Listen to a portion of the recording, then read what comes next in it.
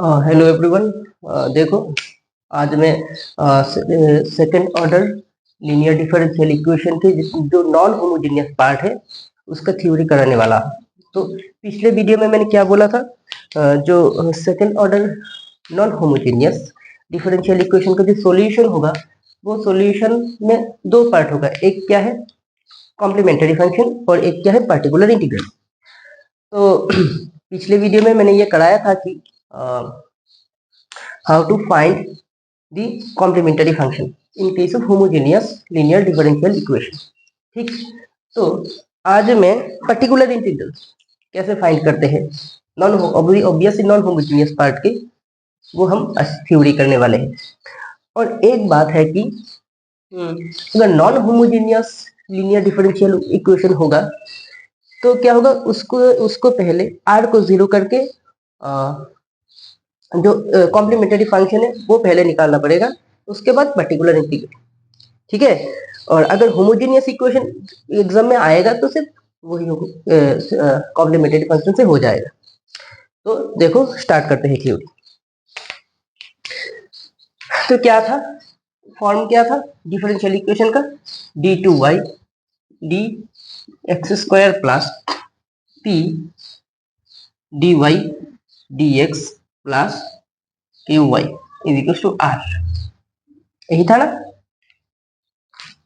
अगर r equal to zero होता तो क्या हो जाएगा, ये homogeneous second order linear differential equation.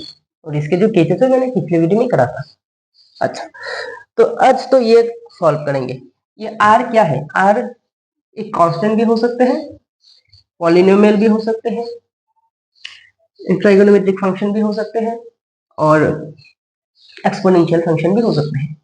और r can be the multiplication of both algebraic function and exponential function, algebraic function और trigonometric sine और cos function। ठीक है। अच्छा, तो देखो सॉल्व करते हैं, इसको कैसे करेंगे। तो पहले इसको, अच्छा, ये इसका जो फॉर्म है एग्जाम में जब आते हैं तो ये इस फॉर्म में ना आके इस फॉर्म में भी आ सकते हैं, डी स्क्वायर वाई। अच्छा, मैं यहाँ ही कर देता हूँ, और पी की constant d square y plus p d y plus q y is equal to r। और तो इस फॉर्म में आ सकते हैं एग्जाम में, d के फॉर्म में। तो ये क्या हो जाएगा, D square plus p D plus Q, ये क्या, y इज इक्वल टू कितना है, r। ठीक, और इसको हम एफ ऑफ डी लेते हैं, f of d into y is equal to r। तो y क्या आ जाएगा, 1/f ऑफ डी, और क्या, r। अच्छा, अब एक एक करके हम केस लेते हैं। क्या, फर्स्ट केस, यहाँ पर एफ ऑफ डी क्या है, wire F of D D square plus p D plus Q, ये है एफ ऑफ डी। अब एक एक करके केस लेते हैं। Case first case, case one क्या हो सकते हैं, केस वन क्या है, आर जो है क्या है, वो प्योरली एक एल्जेब्रिक फंक्शन हो सकते हैं, कोई भी पॉलिनोमियल हो सकते हैं, फाई ऑफ एक्स। ठीक, अच्छा, अगर जैसे कि फाई ऐसे भी हो सकते हैं, phi of x can be x square plus one, ऐसे भी कुछ भी हो सकते हैं पॉलिनोमियल फंक्शन, अच्छा, एक्स के। तो तब जो पर्टिकुलर इंटीग्रल होगा, पी आई जो होगा, वो क्या होगा, 1/f ऑफ डी इंटू क्या होगा, फाई ऑफ एक्स। यही होगा पर्टिकुलर इंटीग्रल, क्योंकि ये जो फंक्शन है वो डायरेक्टली इस पर ऑपरेट हो जाएगा। जब प्रॉब्लम करेंगे तब देखेंगे कि इसको हम कैसे इस पर ऑपरेट कराएं। क्लियर। अच्छा, तो यही हो जाएगा इसका पर्टिकुलर इंटीग्रल। ओके, अब केस नंबर 2 पे आते हैं। केस नंबर 2 केस नंबर 2 क्या है, केस नंबर 2 ऐसा होगा कि अगर r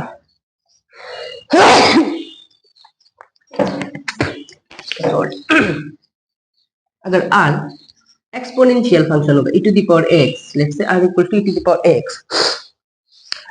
तब जो पर्टिकुलर इंटीग्रल क्या होगा, ठीक। अच्छा, तो देखो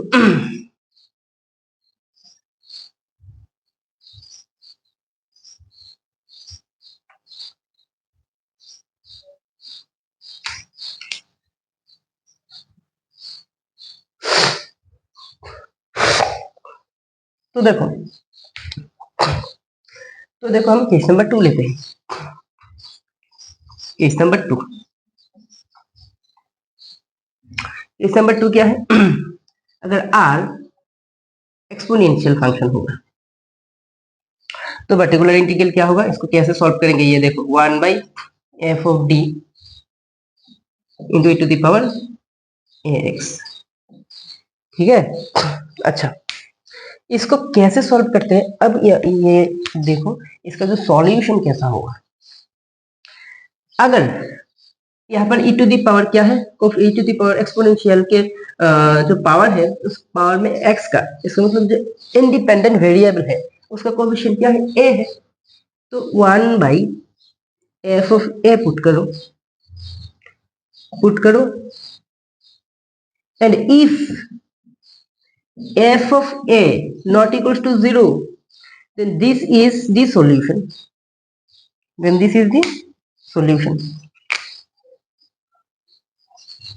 ठीक है, कब होगा, क्या बोला मैंने, अगर e to the power e के पावर में जो इंडिपेंडेंट वेरिएबल के जो कोएफिशिएंट है वो इस पर d पर, इसका मतलब जो यहाँ पर जो इक्वेशन होगा f ऑफ d क्या है, ये डी पर हर एक जगह पर जहां जहां डी होगा वहां पर क्या पुट हो जाएगा, यहाँ पर ए पुट हो जाएगा। अगर ये वैल्यू नॉट इक्वल टू 0 आए तो इतना यही सॉल्यूशन हो जाएगा। बट अगर ये 0 आ जाए तो if f of a equal to 0 तो क्या होगा, अच्छा, तो ये होगा, देखो इसको कैसे करेंगे पी को, तो ऊपर में इस इक्वेशन को ऊपर में x से मल्टीप्लाई करो, नीचे एफ डैश इसका डेरिवेटिव करो into e to the power x, और फिर से वही फॉर्मूला यूज करो, वही तरीका, x के कोएफिशिएंट a है, ये पुट करो x to the power f dash d की जगह क्या पुट करो a e to the power ax, फिर से तो ये क्या हो जाएगा, यही हो जाएगा क्या, जो इक्वेशन कब होगा, इस इक्वेशन का ये सॉल्यूशन कब होगा, if f of f dash a not equal to 0। अगर फिर से ये 0 हो जाए तो, अगर फिर से 0 हो जाए तो if again f dash a equal to 0, तब क्या करेंगे, तब पर्टिकुलर इंटीग्रल क्या होगा, पी आई इक्वल टू क्या होगा, फिर से एक्स से फिर से ऊपर मल्टीप्लाई और नीचे गुणा, तो f double dash d e to the power a x, फिर से वही e to the x square f double dash a e to the power a x, if f double dash a not equal to 0, तो यही क्या हो जाएगा, solution हो जाएगा, पी आई हो जाएगा, क्या हो जाएगा, ये पी आई हो जाएगा। तो ऐसा चलता रहेगा, अगर फिर से ये अगर 0 आ जाए तो नेक्स्ट, ठीक है। तो फिर से मैं ये चीजें फिर से मैं रिपीट करता हूं कि देखो अगर जो r है राइट हैंड साइड में उसका जो फॉर्म होगा वो e के एक्सपोनेंशियल में होगा, तो क्या करेंगे, पहले e टू द पावर जो e के पावर जो इंडिपेंडेंट वेरिएबल उसकी कोएफिशिएंट को यहाँ पर d होगा वो वहां पर पुट करेंगे। अगर पहली बारी में ही f of a non zero आ जाए तो इतना ही खत्म, लेकिन अगर ये 0 आ जाए तो नेक्स्ट पार्ट में जाएंगे, फिर करेंगे नेक्स्ट पार्ट में क्या करेंगे, ऊपर x मल्टीप्लाई करेंगे, इसका मतलब इंडिपेंडेंट वेरिएबल, और नीचे इसको डेरिवेटिव करेंगे, जो फंक्शन होगा, यह जो फंक्शन होगा इसको डेरिवेटिव करके यहाँ पर लिखेंगे, और फिर से यहाँ पर a पुट करेंगे, इंडिपेंडेंट वेरिएबल के जो कोएफिशिएंट होंगे। अगर ये नॉन जीरो आ जाए तो यहाँ खत्म, अगर फिर से ये फिर से 0 आ जाए तो अब नेक्स्ट पार्ट, तो ऐसा चलता रहेगा, ठीक, ओके। तो यहाँ पर हमने कितने केस की कर लिए, 2 केस कर लिए, ठीक है। अब केस नंबर 3, केस नंबर 3 क्या होगा, इसको मैं रब कर देता हूं।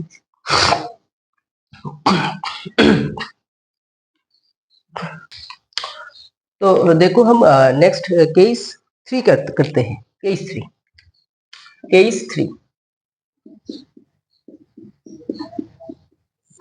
करते हैं। केस 3 में आर जो होगा, आर क्या होगा, let's say r sine x और कॉस एक्स जो कोई हो सकता है, ठीक है। साइन एक्स का जो होगा कॉस एक्स का सेम ही होगा। अच्छा, तो अगर साइन एक्स होगा तो पी आई क्या होगा, 1/f of D square into क्या, साइन ए एक्स। अभी खत्म नहीं हुआ, देखो यहाँ पर थोड़ा सा केयरफुल रहो यहाँ पर, ठीक है। यहाँ पर मैंने क्या लिखा था, एफ ऑफ डी, ठीक। अच्छा, एफ ऑफ डी क्या था, एफ ऑफ डी क्या ये था, एफ ऑफ डी।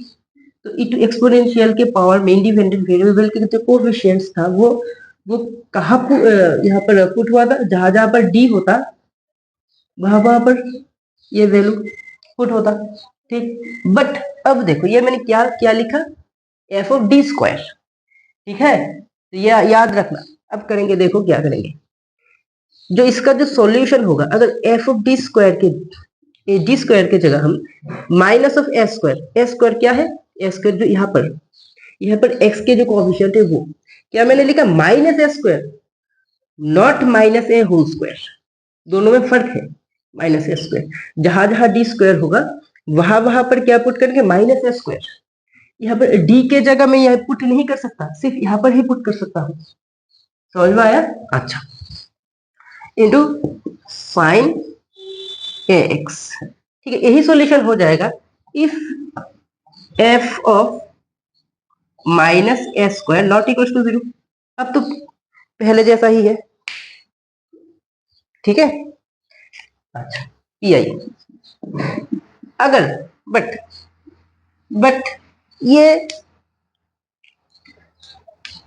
0 हो जाए तो if f dash minus a square 0 हो गया तो क्या होगा, पी आई फिर से वही ऊपर x से मल्टीप्लाई करो, नीचे क्या होगा, नीचे ये भी देखो अच्छी तरह से, एफ डैश डी स्क्वायर मैंने लिखा इंटू साइन ए एक्स, ठीक है।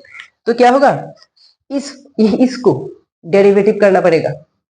तो इसको अगर डेरिवेटिव करोगे तो एक प्रॉब्लम फेस करोगे, तो डी स्क्वायर वाला टर्म तो चला ही जाएगा, डेरिवेटिव करोगे। फिर भी इसके बाद भी इसको डी स्क्वायर लाना पड़ेगा इसमें कैलकुलेशन करके, फिर जाके हम फिर से वैल्यू पुट कर सकते हैं यहाँ पर, ठीक है। प्रॉब्लम जब कराओगा तब सब समझ में आएगा। तो एफ डैश क्या क्या करेंगे, minus s square sine a x, तो यही सॉल्यूशन हो जाएगा if f dash minus s square not equal to 0, p i. अच्छा, ठीक है ना। तो अगर फिर से वो ये हो गया, फिर से क्या, इफ फिर से ये फेल हो गया, F dash minus s square अगर फिर से 0 हो गया तो क्या होगा, पी आई ऊपर क्या करेंगे, एक्स स्क्वायर से मल्टीप्लाई करेंगे, नीचे F double dash D square cos, sorry क्या लिख रहा हूं, साइन एक्स, ठीक है। फिर से x square f double dash minus s square sine x, ये सॉल्यूशन हो जाएगा कब, if f double dash minus s square not equal to 0। ये तो ऐसा ही चलता रहेगा, तो ऐसा ही चलता रहेगा, ठीक। अच्छा, तो कॉस के भी सेम ही होगा, ठीक है। पहले ये कॉपी में नोट करो, तो मैं कॉस को भी यहाँ ही कर देता हूँ, ठीक है, तब टाइम वेस्ट नहीं होगा। तो अगर ये cos x होता, cos x होता तो क्या होता, cos x होता तो यहाँ पर cos x लिखते, यहाँ पर क्या होता cos x, यहाँ पर क्या होता था cos, वही होता एकदम एग्जैक्टली सिमिलर है, सिर्फ साइन और cos के फंक्शन में चेंज आ जाता है। cos cos क्या होता cos, ये cos, ठीक है। तो देखो साइन और cos दोनों एक ही जैसा है, एक ही होगा, ठीक। अच्छा, नेक्स्ट जो केस है, केस नंबर क्या है, केस नंबर क्या था, केस नंबर 3 और 4, ठीक है। केस नंबर इसमें एक ही है, केस नंबर साइन एक्स और कॉस एक्स केस नंबर 3 में आ गया। अब केस नंबर 4, केस नंबर 4,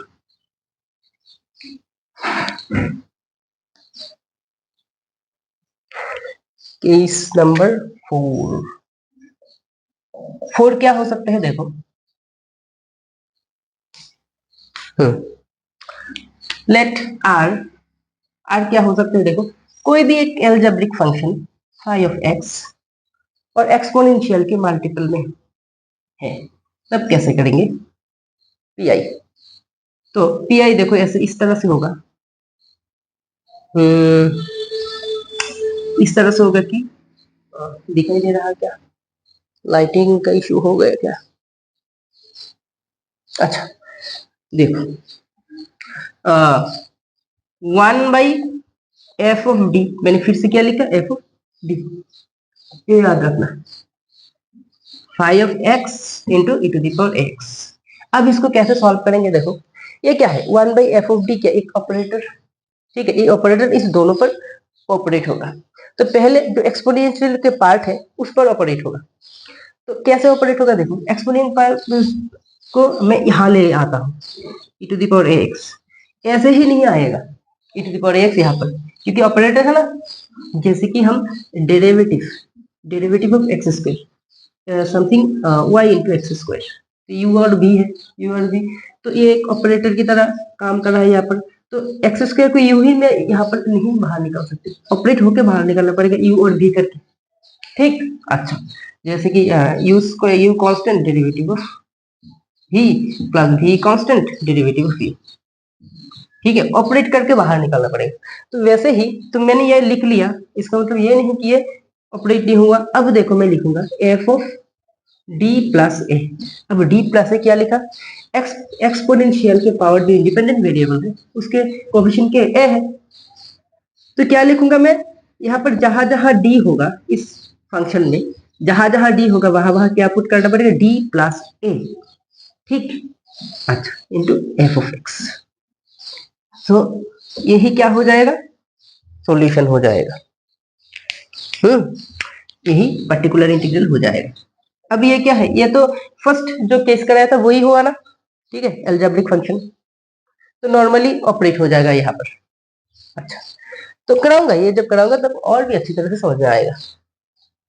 तो केस नंबर 4, अब क्या करूंगा, केस नंबर 5। अच्छा, केस नंबर 5 करने के लिए मैं इसको पहले रब करता हूँ, case number 5,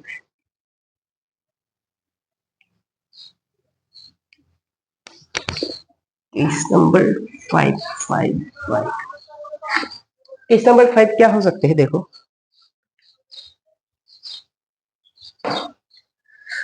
lighting lighting lighting,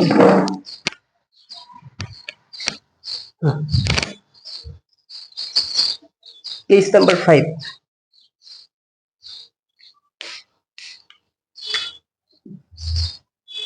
case number 5, case number 5, अगर आर का आर कुछ ऐसा दिखाई देगा, phi of x sine x भी हो सकते हैं और कॉस एक्स भी हो सकते हैं, ठीक।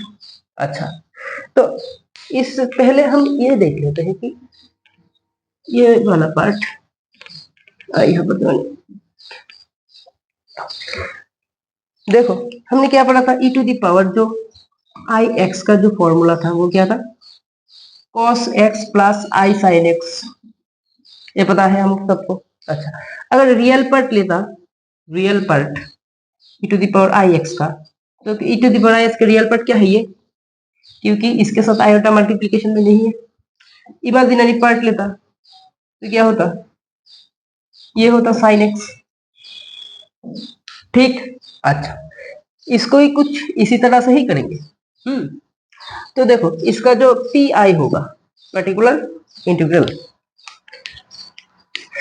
वो 1 by f of D, function क्या लिखा, F of D, five of x sine x. अच्छा साइन एक्स कब होगा, साइन एक्स क्या है, एक रियल इमेजिनरी वैल्यू। अच्छा तो देखो 1 बाई एफ ऑफ डी, इसको हम ऐसे लिख सकते हैं क्या, इमेजिनरी पार्ट ऑफ, इसको phi of x into e to the power i a x, क्या मैं लिख सकता हूं ऐसा, कैलकुलेशन करके अब दिखा देता हूं, ये है क्या, तो क्या लिखा, imaginary part of phi of x into two the power i a x, तो इमेजिनरी पार्ट ऑफ, अगर इसको सॉल्व करोगे तो फाइव ऑफ एक्स, ये क्या होगा, cos a x plus i sine a x, imaginary part of phi of x cos a x plus phi of x, यहाँ पर आया आ जाएगा sine a x, imaginary part ये है ना, इसका मतलब phi of x sine a x, तो ठीक लिखा ना मैंने। अच्छा तो मैं इमेजिनरी पार्ट इसको यहाँ ले देता हूँ और एफ ऑफ डी, तो phi of x e to the power i a x, देखो ये कौन सा फॉर्म आ गया, केस नंबर 4 के जैसा आ गया ना, एक्सपोनेंशियल फंक्शन के साथ कोई एल्जेब्रिक फंक्शन मल्टीप्लाई में है। तो क्या क्या वहां पर मैंने क्या किया था, इमेजिनरी पार्ट, इसको पहले यहाँ तो ऑपरेट करके आना पड़ेगा, e to the power i a x कैसे आया था, ई के पावर जो कोफिशिएंट है, एक्स के कोफिशिएंट क्या था, उसको इसे मल्टीप्लाई प्लस करूं, D plus I A into five of x. हाँ अब ये तो नॉर्मल हो जाएगा कि एल्जेब्रिक फंक्शन कोई भी पॉलिनोमियल हो सकते हैं तो हो जाएगा, तो ऐसा ये होगा सॉल्यूशन अगर इस फॉर्म में होगा। कॉस के लिए भी सेम ही होगा, सिर्फ वो रियल पार्ट हो जाएगा, कॉस के लिए वही होगा बट वो क्या हो जाएगा, रियल पार्ट। ठीक, अच्छा अगर इसका मैं रियल पार्ट लेता हूं, real part, real part, real part, तो क्या होता है, ये cos ax होता है। ठीक है, तो अगर इसी पे मैं cos वाला भी कर देता हूं, तो क्या होता है ये, अगर ये cos x होता तो ये क्या होता, cos, ये होता इमेजिनरी पार्ट नहीं होता, ये क्या होता, रियल पार्ट, ये क्या होता, रियल पार्ट, ये क्या होता, रियल पार्ट, बाकी सब एग्जैक्टली कॉपी। ठीक, तो इतना ही है, 4-5-6 केसेस हैं। ठीक है, तो अगर ये थ्योरी समझ में आ गया, अगर प्रॉब्लम करूंगा और भी अच्छी तरह से प्रॉब्लम समझ में आएगा, क्योंकि हर एक केस में 2-3 प्रॉब्लम में करा होगा। ठीक, तो इतना ही है डिफरेंशियल की second order differential equation with constant coefficients. ठीक, और वीडियो अच्छा लगा तो लाइक शेयर सब्सक्राइब जरूर करना। Thank you.